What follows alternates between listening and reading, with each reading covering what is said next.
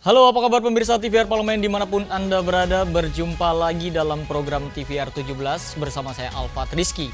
Dan pemirsa, tepat pukul 17 waktu Indonesia Barat kami hadirkan kepada Anda sejumlah informasi paling baru dan menarik seputar kinerja dan kegiatan DPR RI yang telah disajikan oleh redaksi TVR Parlemen.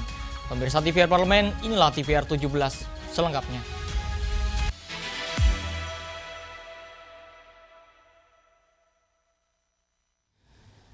Pemirsa, jelang gelaran Pekan Olahraga Nasional atau PON 2028 di Nusa Tenggara Barat dan Nusa Tenggara Timur, Wakil Ketua Komisi 10 DPR RI Mai Esti Wijayanti mendorong venue pertandingan olahraga dipersiapkan secara matang agar kejadian pada PON Sumut Aceh 2024 tidak terulang. Dalam rapat dengar pendapat umum dengan Komite Olahraga Nasional Indonesia atau KONI, Komite Olimpiade Indonesia atau KOI, dan Komite Olahraga Masyarakat Indonesia atau KORMI, Komisi 10 DPR RI meminta ketiga organisasi ini meningkatkan prestasi atlet Indonesia dan mempersiapkan venue pertandingan olahraga secara matang jelang gelaran Pekan Olahraga Nasional atau PON 2028 di Nusa Tenggara Barat dan Nusa Tenggara Timur.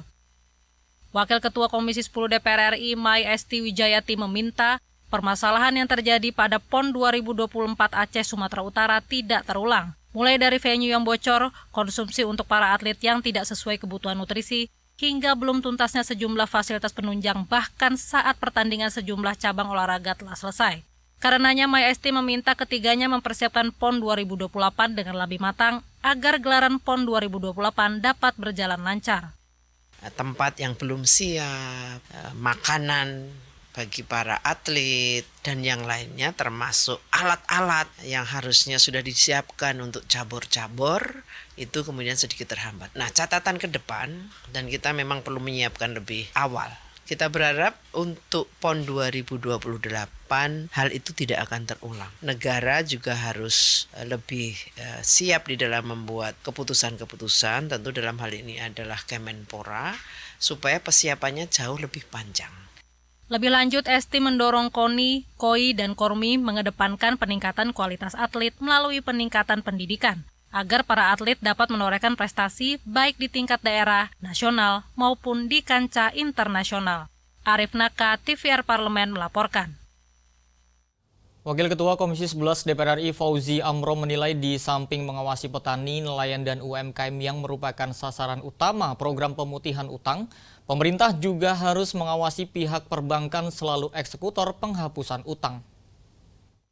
Sambut baik kebijakan pemerintahan Prabowo Gibran yang berencana menghapuskan utang petani, nelayan, dan pelaku UMKM. Komisi 11 DPR RI meminta pemerintah mengawasi realisasi program tersebut agar program dapat berjalan efektif dan tepat sasaran. Wakil Ketua Komisi 11 DPR RI Fauzi Amro menilai, di samping mengawasi petani, nelayan, dan UMKM yang merupakan sasaran utama program, pemerintah juga harus mengawasi pihak perbankan selaku eksekutor penghapusan hutang. Menurutnya, pemerintah harus memastikan pihak perbankan tidak melakukan penghapusan utang ganda pada satu orang agar tidak merugikan pihak lain. Ia juga mendorong pengawasan secara kolektif kolegial agar program ini berjalan efektif dan efisien. Bank itu kan secara holding dia mitra di Komisi 6, tapi secara keuangannya dia mitra di kita. Nah, kita ke depan tidak hanya pada objek petani dan nelayannya yang harus dilakukan pengawasan, juga pihak perbankannya. Jangan sampai klaster UMKM ini, baik klaster jenis usahanya, klaster penerimaannya, klaster orangnya. Jangan sampai orangnya satu orang bisa 3-4 nama. Satu orang 3-4 kali melakukan pinjaman. Nah, pengawasan itu kami harus bicarakan kolektif kolegial sehingga sasaran penerimaan uang kepada pelaku usaha UMKM benar-benar efektif dan efisien dan hapus tagih tadi benar-benar terlaksana. Sebelumnya, Presiden Prabowo Subianto menerbitkan PP nomor 47 tahun 2024 yang mengatur penghapusan kredit macet pada petani, nelayan, dan UMKM. Penghapusan utang hanya berlaku bagi yang memiliki tunggakan di Bank BUMN dengan nilai maksimal 500 juta bagi badan usaha dan 300 juta bagi perorangan. Ken dan Gunarso, TVR Parlemen melaporkan. Pemirsa, program kerja Lemhanas harus menjawab berbagai ancaman pertahanan nasional yang datang tidak hanya dari luar negeri, tetapi juga dari dalam negeri. Anggota Komisi 1 DPR RI mendorong Lemhanas untuk memetakan potensi konflik dan menyiapkan upaya antisipasi konflik yang mungkin terjadi. menggelar rapat kerja perdana dengan Gubernur Lemhanas RI Aceh Hasan Syazili beserta jajarannya. Anggota Komisi 1 DPR RI Jazuli Juwaini meminta Lembaga Ketahanan Nasional atau Lemhanas untuk memetakan potensi konflik dan menyiapkan upaya antisipasinya, mulai dari konflik di dalam negeri hingga makin panasnya tensi geopolitik dunia. Jazuli mengatakan program kerja Lemhanas harus menjawab berbagai ancaman pertahanan nasional yang datang tidak hanya dari luar negeri, tetapi juga dari dalam negeri. Menurutnya, kemajuan teknologi yang kian pesat juga berpotensi mengancam kedaulatan negara. Karenanya, ia meminta Lemhanas memetakan berbagai potensi ancaman dan menerjemahkannya menjadi program dan strategi untuk menyelamatkan kedaulatan negara. Saya tentu sebagai anggota Komisi 1 mengapresiasi program kerja yang sudah direncanakan ini. Mudah-mudahan ini bisa berjalan dengan baik karena ancaman pertahanan nasional itu zaman sekarang ini bukan hanya murni dari faktor dalam negeri. Dalam negeri yang sifatnya lokal memang ada. Tetapi juga ada pengaruh perkembangan global secara teknologi IT sekarang makin canggih.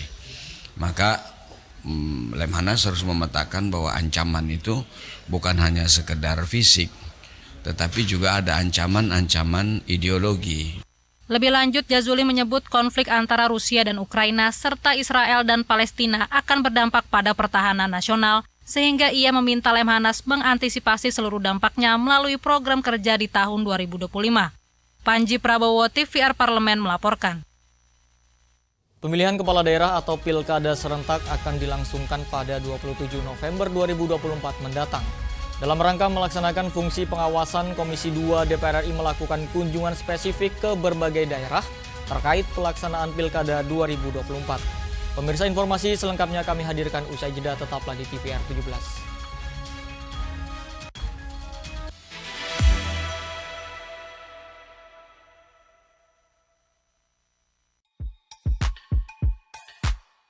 Dan sekarang pemirsa lagi menyaksikan program dari depan kursi. Oh, di balik kursi. Gini, di balik kursi. Hah? Aduh, luar biasa. Bapak ibu saya bisa nyekolahkan saya dan saya lulus Akmil, Mbak. Tahun 91 saya lulus, kemudian 94 saya diwisuda di istana. Diwisuda di istana dulu. Akmil diwisuda di istana, Mbak. Sampean enggak tahu? Enggak, ya sampean dulu Akmil. Saya dulu sabar sono, sabar sini. Wah, ini nyalon aja nih, nyalon bener saya, Mbak. Masya Allah, nyalon bener. Habis itu pilih saya. Jadi bupati, bener. Habis itu kan tokonya tak tinggal, Mbak. Ya alhamdulillah, bangkrut. Dan saya meyakini bahwa salah satunya adalah doa seorang ibu. Jadi saya simpen nazar itu pasti saya mau melakukan apa yang gede itu biasanya saya simpen nazar. Kalau saya berhasil dalam misi ini, kalau saya berhasil dalam cita-cita ini, saya mau nazar ke ibu gitu. Bukan nazar apa-apa ke ibu, cuma nyuci kaki sama membasuh kaki kemudian sungkem cium kaki ibu. Udah. Oke, Bapak pilih bersepeda atau naik gunung? Naik gunung. Kenapa? Fresh. Selain itu? Oh, bisa lihat bawah. Oke, Bapak. Terakhir, turun ke dapil atau panggilan fraksi? Dapil dong, Mbak. Kenapa, Pak? Tapi kan panggilan fraksi juga... Ya sedikit lah panggilan fraksi, oke bos gitu. Habis itu ya ke dapil dong. Segera, hanya di TVR Parlemen.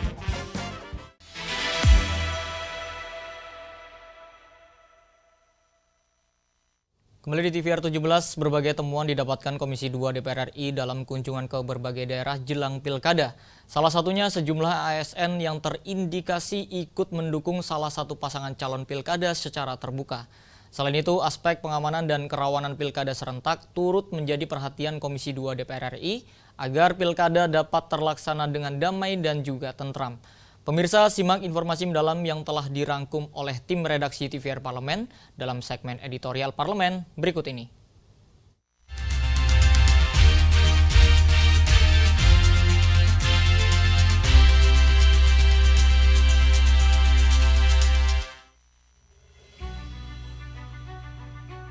Pada tanggal 27 November 2024, masyarakat Indonesia akan melaksanakan pesta demokrasi, yakni pemilihan kepala daerah atau pilkada serentak yang diselenggarakan di 37 provinsi, 415 kabupaten, dan 93 kota. Seluruh rakyat Indonesia yang telah ditetapkan sebagai pemilih akan memiliki kesempatan untuk mencoblos calon wali kota, bupati, dan gubernur untuk memimpin daerah masing-masing pada periode 2024-2029. Dalam rangka fungsi pengawasan, Komisi 2 DPR RI melakukan kunjungan spesifik ke 3 provinsi, yakni Kalimantan Timur, Sulawesi Tenggara, dan Sumatera Utara, untuk meninjau persiapan dan antisipasi pelanggaran dalam penyelenggaraan Pilkada Serentak tahun 2024. Beberapa topik menjadi pembahasan dalam kunjungan Komisi 2 DPR RI seperti persiapan teknis aplikasi Sirekap dan KPPS, netralitas ASN, dan antisipasi kerawanan pilkada. Pada kunjungan ke Kalimantan Timur, anggota Komisi 2 DPR RI Muhammad Toha menyoroti sistem informasi rekapitulasi atau Sirekap untuk terus diperbaiki, yakni dengan meningkatkan kapasitas server di seluruh pusat data informasi untuk memastikan tidak ada gangguan teknis saat perhitungan suara. Server yang ada di pusat-pusatnya itu harus ditingkatkan kapasitasnya supaya memadai, tidak lemot lagi. Ya KPPS yang sudah terbentuk ini diberdayakan lagi dengan pelatihan-pelatihan. Selanjutnya, berdasarkan temuan pada kunjungan spesifik di Sulawesi Tenggara, anggota Komisi 2 DPR RI Rusda Mahmud menyoroti sejumlah ASN yang terindikasi ikut mendukung salah satu pasangan calon pilkada secara terbuka. Ia menegaskan bahwa ASN tidak boleh memihak dan bebas dari intervensi politik guna mewujudkan keadilan dalam memberikan pelayanan serta menciptakan sistem birokrasi yang bersih. Keterlibatan ASN dalam pilkada serentak juga mencederai proses demokrasi, sehingga seluruh ASN yang terbukti bersikap memihak pada pilkada akan dikenakan tingkatan sanksi, mulai dari peringatan teguran sampai pemberhentian secara tetap apabila memenuhi pembuktian. Artinya mulai dari PJ sampai ke kepala desa, ASN itu banyak. Artinya tidak semua lah mungkin, tapi terindikasi banyak ASN yang melakukan dukung calon. Menghimbau kepada PJ Gubernur untuk melakukan apalagi menerapkan aturan yang sebenarnya sehingga bisa ada mengurangi sedikit dan pelanggaran-pelanggaran itu. Sementara itu, terkait dengan aspek pengamanan dan kerawanan pilkada serentak, Komisi 2 DPR RI meninjau Provinsi Sumatera Utara untuk melihat persiapan dan strategi pemerintah provinsi dalam mengantisipasi potensi konflik dalam pilkada ke depan. Berdasarkan pemetaan Indeks Kerawanan Pemilu 2024 yang diluncurkan Bawaslu, menunjukkan bahwa wilayah Sumatera Utara memiliki tingkat kerawanan sedang pada pelaksanaan Pilkada 2024. Pemerintah daerah beserta Gakumdu telah melakukan pemetaan yang memiliki tingkat kerawanan tinggi yang tersebar di 96 TPS di wilayah Sumatera Utara, khususnya daerah-daerah perbatasan. Dengan adanya peta potensi kerawanan, diharapkan bisa menjadi deteksi dini bagi seluruh pihak, sehingga bisa menghindari hal-hal yang berpotensi mengganggu jalannya pilkada yang demokratis. Dari kepolisian sudah bisa dari awal mendeteksi ya potensi-potensi itu, sehingga nanti bisa ada effort yang lebih terhadap titik-titik rawan itu. Dengan dimulainya ada pemetaan yang rigid, detail sampai itu, saya kira mudah-mudahan bisa diantisipasi. Guna mewujudkan penyelenggaraan pilkada serentak secara damai, Komisi 2 DPR RI berkomitmen untuk menjalankan tugas pengawasan dengan mendukung sinergi penyelenggara pilkada baik KPU, Bawaslu, DKPP, hingga Gakumdu dalam mengantisipasi potensi konflik dan pelanggaran, serta memastikan dinamika jelang Pilkada 2024 di seluruh daerah bisa dilaksanakan dengan kondusif dan netral.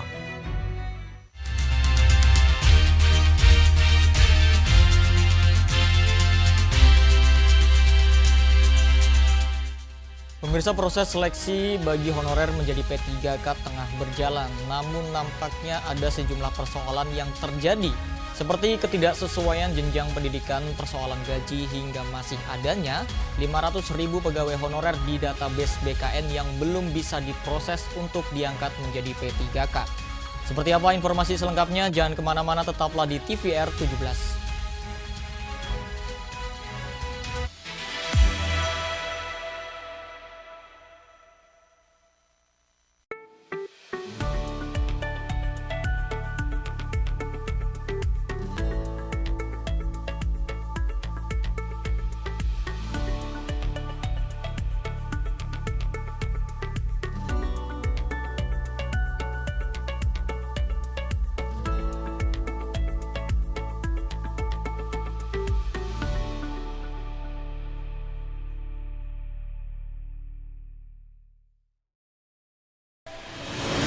Semangat setiap langkah kecil yang kita ambil untuk kebaikan, setiap tindakan yang mencerminkan kepedulian adalah bagian dari perjuangan yang berkelanjutan.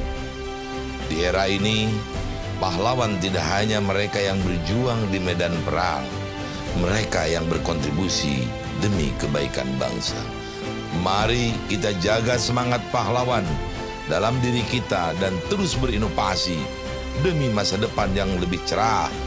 Bersama kita bisa mewujudkan cita-cita bangsa. Teladani pahlawanmu, cintai negerimu.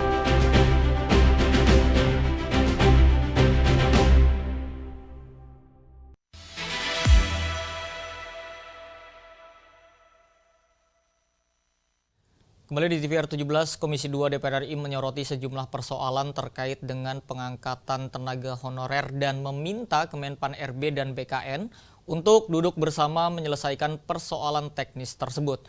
Untuk membahasnya, berikut laporan rekan kami pemirsa Nazia Sudirja dari Senayan, Jakarta. Baik pemirsa TVR Parlemen dimanapun Anda berada, seperti diketahui bahwa pemerintah saat ini tengah melakukan seleksi P3K khusus bagi para honorer. Dan ini tentu menjadi harapan bagi para honorer yang telah mengabdi cukup lama di tempatnya bekerja. Dan dari data yang kami dapat pemirsa, terdapat 1,7 data honorer dalam database BKN yang dilakukan seleksi P3K ini secara bertahap. Dan pemirsa, pemerintah juga menyatakan bahwa akan memastikan bahwa seluruh honorer diangkat dengan syarat data yang dimiliki benar dan tidak ada manipulasi. Lantas pemirsa, seperti apa pengawasan yang dilakukan DPR terhadap proses seleksi dari P3K khusus ini? Sudah hadir bersama saya, yakni Bapak Mardani Alisera dari fraksi PKS ya Pak, tentunya dari Komisi 2 DPR RI. Dan Pak, terkait dengan proses seleksi P3K khusus untuk honorer di instansi pemerintah yang saat ini tengah dilakukan nih Pak, seperti apa pengawasan dari Komisi 2? Yang pertama tentu kita seksama mengawal agar amanah Undang-Undang ASN yang baru Desember 2024 seluruh urusan honorer selesai. Kami agak sedih dengan 1,7 juta data yang ada di BKN, tetapi yang diajukan formasi 1,2-an. Itu aja udah 500.000 yang tidak bisa masuk gitu loh. Dari yang 1,2 tadi dipaparkan, ada guru, ada tenaga teknis, ada yang lain, itu masih ada yang tidak memenuhi syarat. Nah, jadi kami dua pesannya, satu, mudahkan. Kalau urusan tidak memenuhi syaratnya adalah masalah teknis administratif, mudahkan.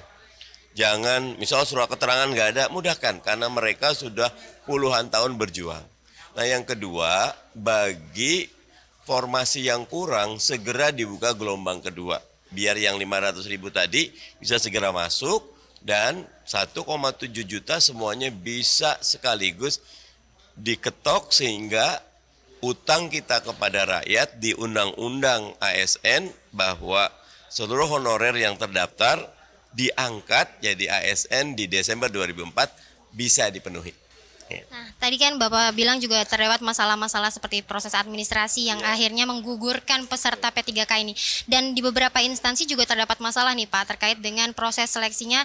Ini ada masalah teknis di mana seperti honorer yang sudah mengabdi 15 tahun ini harus akhirnya mendapatkan formasi dengan ijazah yang downgrade. Seperti misalnya yang tadinya beliau S1 kemudian harus turun menjadi SMA atau SMP. Ini masalah yang cukup rumit nih di beberapa instansi. Kalau dari Komisi 2, adakah solusi yang bisa diberikan, Pak? Solusi paling mudahnya adalah teman-teman di PAN-RB dan BKN segera memudahkan prosesnya. Kalau slotnya memang SMA tapi dia bekerja di yang sama, monggo boleh diterima, tetapi saat penerimaan dalam waktu singkat segera disesuaikan. Misal tidak sampai 6 bulan, dia kembali kepada proses yang dia syaratnya memang haknya S1-nya. Tapi kalau kita mencoba mengubah sekarang, saya agak khawatir. Sudah jalan nih, kan kemarin udah tutup tanggal 20 Oktober pendaftarannya. Jadi biarkan proses jalan, tapi pasca ini tidak selesai. Teman-teman PAN-RB, BKN berkoordinasi agar hak dari honorer dipenuhi.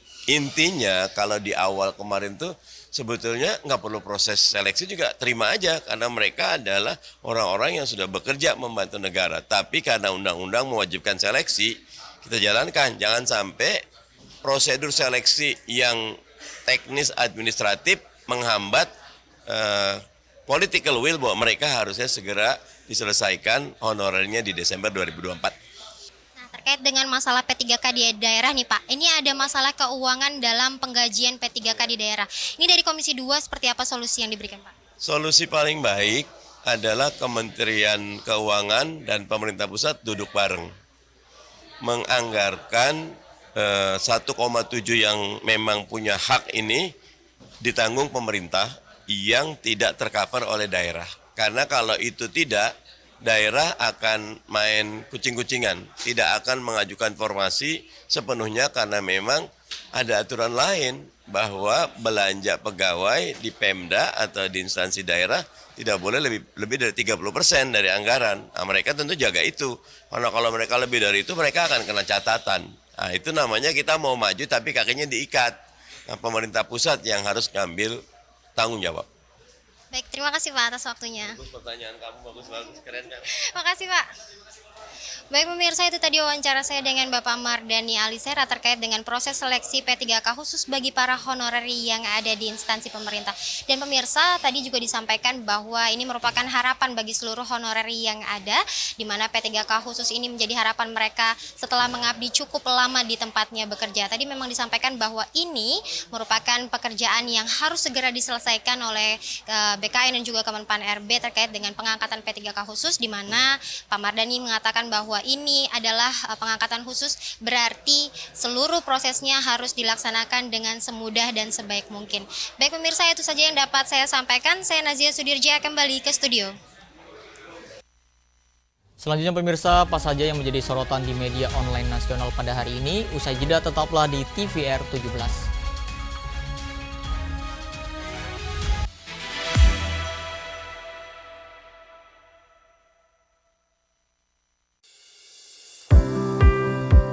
Mengenal tugas dan fungsi DPR RI. Dewan Perwakilan Rakyat atau DPR adalah lembaga negara yang mewakili aspirasi rakyat. Kehadiran DPR RI merupakan salah satu bukti bahwa Indonesia merupakan negara demokrasi. Sebagai salah satu lembaga perwakilan rakyat, apa saja tugas dan fungsi yang diemban DPR RI? Berdasarkan pasal 20A ayat 1 Undang-Undang Dasar 1945, DPR memiliki 3 fungsi, yakni fungsi legislasi, anggaran, dan pengawasan. Tugas dan wewenang DPR berbeda untuk setiap fungsinya. Yang pertama, fungsi legislasi. Menyusun program legislasi nasional atau prolegnas, menyusun dan membahas rancangan undang-undang, menerima rancangan undang-undang yang diajukan oleh DPD, membahas rancangan undang-undang yang diusulkan oleh Presiden ataupun DPD, menetapkan undang-undang bersama dengan Presiden, menyetujui atau tidak menyetujui peraturan pemerintah pengganti undang-undang yang diajukan oleh Presiden untuk ditetapkan menjadi undang-undang. Yang kedua, fungsi anggaran. Memberikan persetujuan atas rancangan undang-undang tentang APBN yang diajukan oleh Presiden. Memberikan persetujuan terhadap pemindahntanganan aset negara maupun terhadap perjanjian yang berdampak luas bagi kehidupan rakyat yang terkait dengan beban keuangan negara. menindaklanjuti hasil pemeriksaan atas pengelolaan dan tanggung jawab keuangan negara yang disampaikan oleh BPK, memperhatikan pertimbangan DPD atas rancangan undang-undang tentang APBN dan rancangan undang-undang terkait pajak, pendidikan, dan agama. Yang ketiga, fungsi pengawasan. Fungsi pengawasan, DPR bertugas melakukan pengawasan terhadap pelaksanaan Undang-Undang APBN dan kebijakan pemerintah, serta membahas dan menindaklanjuti hasil pengawasan yang disampaikan oleh DPD. Demikian penjelasan tentang tugas dan fungsi DPR menurut Undang-Undang. Informasi ini dipersembahkan oleh TV dan Radio Parlemen, Biro Pemberitaan Parlemen, dan Sekretariat Jenderal DPR RI.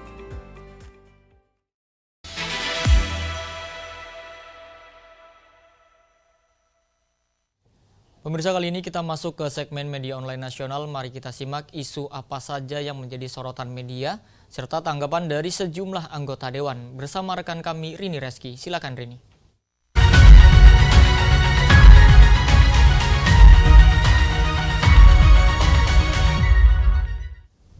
Baik, terima kasih rekan Alfat dan pemirsa, selamat sore. Kita masuk ke berita pertama yang menjadi headline di media online pada hari ini pemirsa, yaitu mengenai DPR RI yang setujui rancangan undang-undang perubahan Undang-Undang Provinsi Daerah Khusus Jakarta.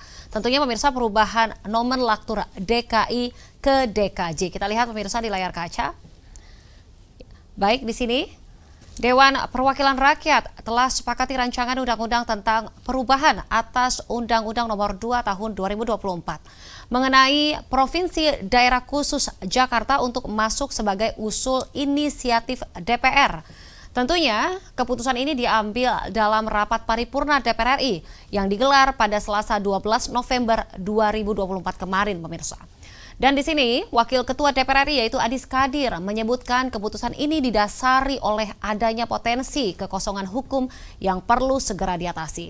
Dan pemirsa, perubahan ini juga sangat penting untuk memberikan kepastian hukum, mengingat bahwa nomenklatur daerah khusus ibu kota masih digunakan dalam berbagai dokumen pemerintahan.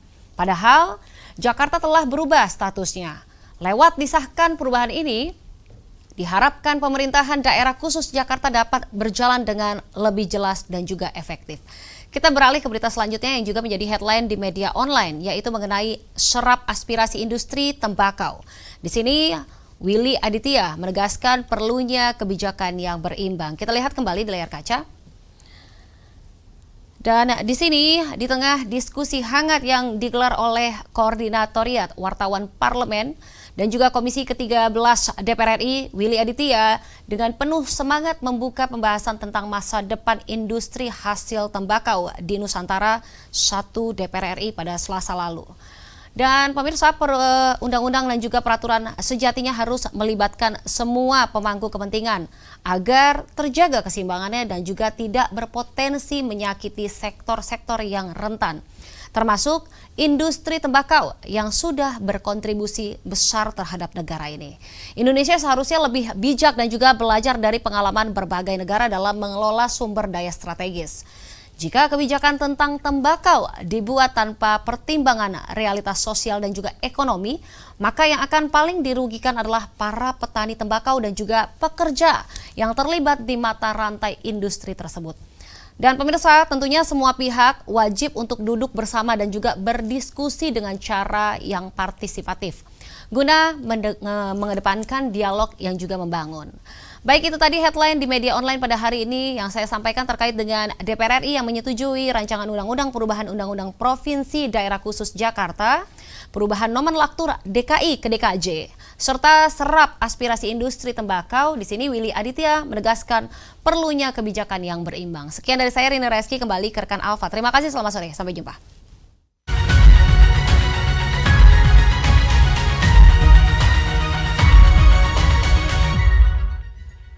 Baik, terima kasih rekan Rini yang telah menyampaikan sejumlah update sorotan dari media online nasional pada hari ini. Pemirsa, segmen media online tadi sekaligus menutup program TVR 17 edisi sore hari ini. Saya Alfat Rizky beserta seluruh kru TVR Parlemen yang bertugas mengucapkan terima kasih dan pamit undur diri dari hadapan Anda. TVR Parlemen, referensi Indonesia.